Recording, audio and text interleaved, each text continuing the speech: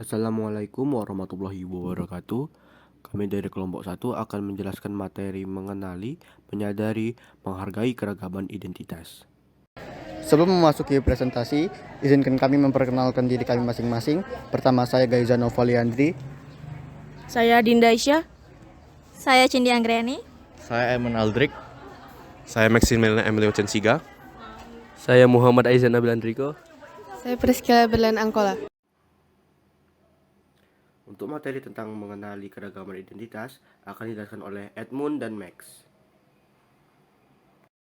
A. Mengenali keragaman identitas. Identitas adalah suatu tanda atau ciri-ciri yang membedakan suatu hal dari yang lainnya. Identitas terbagi menjadi dua jenis, yaitu identitas individu dan identitas kelompok. Identitas individu adalah karakteristik atau ciri seseorang tersebut yang membedakannya dari orang yang lain. Nah, kalau identitas kelompok, sama halnya dengan identitas individu, yaitu karakteristik kelompok tersebutlah yang membedakannya dengan kelompok yang lainnya. Untuk mengenali identitas individu kita harus bisa bersosialisasi. Sosialisasi itu adalah proses seseorang dalam mengenali norma, kebiasaan, dan juga kebudayaan masyarakat. Nah, kalau untuk mengetahui identitas kelompok, kita harus mampu untuk bernegosiasi. Negosiasi itu sendiri adalah untuk menentukan satu identitas sebagai ciri khas kelompok tersebut yang telah disepakati oleh bersama. Jadi, kita bisa simpulkan bahwa untuk mengenali keragaman identitas, kita harus berinteraksi dengan manusia lain untuk mengetahui keunikan kita masing-masing. Untuk materi tentang menyadari keragaman identitas akan dijelaskan oleh Max dan Adinda. Nah, jadi di sini saya akan menjelaskan tentang menyadari keragaman identitas. Mungkin sebagian dari teman-teman udah ada yang tahu atau juga ada yang belum. Tanpa basa-basi, jadi saya bakal lanjut. Nah, jadi di dunia ini jelas ada berbagai macam keragaman identitas, dimulai dari keragaman identitas individu maupun kelompok. Indonesia termasuk negara yang banyak akan keragaman tersebut. Juga merupakan sebuah negara yang dipenuhi dengan berbagai keragaman. Dan keragaman tersebut terletak di tempat yang strategis, berada di antara dua benua dan samudra. Memiliki berbagai banyak suku bangsa dan bangsa dari ribuan pulau dan kebudayaan. Walaupun dengan banyaknya keragaman, Indonesia tetap menganut satu kesatuan yang menganut semboyan, yaitu Bhinneka. Karena kita merupakan penerus generasi yang berikut, kita sebagai warga Indonesia harus menerapkan semboyan tadi, yaitu Bhinneka Tunggal Ika. Contohnya yaitu berinteraksi dengan orang lain agar lebih mengetahui keragaman identitas masing-masing. Jadi, kita bisa dapat simpulkan bahwa kita harus mempraktekkan semboyan Bhinneka Tunggal Ika dengan berkenalan atau berinteraksi agar keragaman identitas bisa diakui dan dikenali oleh semua. Untuk materi tentang menghargai keragaman identitas akan dijelaskan oleh Aizat, Priscilla, dan Cindy.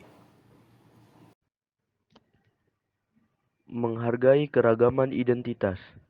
Indonesia adalah negara yang memiliki keragaman budaya, ras, suku bangsa, kepercayaan, agama, dan bahasa. Keragaman tersebut adalah jati diri bangsa Indonesia.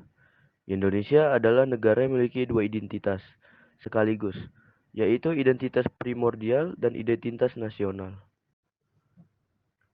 Menghargai keragaman identitas. Identitas primordial merupakan jati diri yang berkaitan dengan etnis, suku, agama, dan bahasa.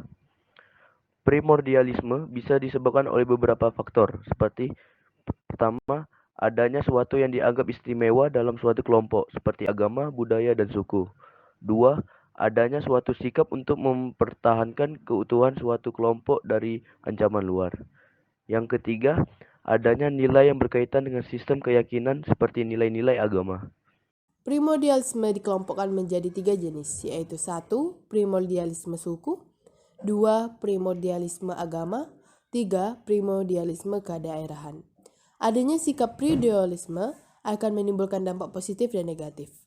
Satu dampak primordialisme secara positif yaitu A. Meneguhkan cinta tanah air, B. Mempertinggi semangat patriotisme, C. Menjaga keutuhan dan kestabilan budaya, dan D. Menciptakan kesetiaan terhadap negara. 2. Dampak negatif primordialisme. A. Menghambat modernisasi dan proses pembangunan, B. Menyebabkan terjadinya diskriminasi, C. Menghambat hubungan antar bangsa, D. Menimbulkan terjadinya konflik antara budaya suku-suku bangsa, C. Mengganggu kelangsungan hidup suatu bangsa. B. Identitas nasional. Identitas nasional dimiliki oleh setiap negara yang merdeka dan berdaulat. Identitas nasional ada kepribadian nasional atau jati diri nasional yang dimiliki suatu bangsa yang membedakan bangsa satu dengan bangsa lainnya. Berikut ini adalah macam-macam bentuk identitas nasional. Yang pertama, ada bendera merah putih. Yang kedua, bahasa Indonesia. Yang ketiga, lambang Garuda Pancasila. Yang keempat, lagu Indonesia Raya. Yang kelima, Undang-Undang Dasar Negara Republik Indonesia tahun 1945. Yang keenam, semboyan Bhinneka Tunggal Ika. Dan yang terakhir, ada kebudayaan daerah. Jadi, bisa dapat kita simpulkan bahwa keberagaman itu adalah identitas bangsa Indonesia. Jadi, tugas kita sebagai bangsa adalah mengenali, menyadari, dan menghargai keberagaman Indonesia yang meliputi budaya, religi, suku, dan juga bahasa sebagai identitas khas dan unik yang melekat pada diri manusia.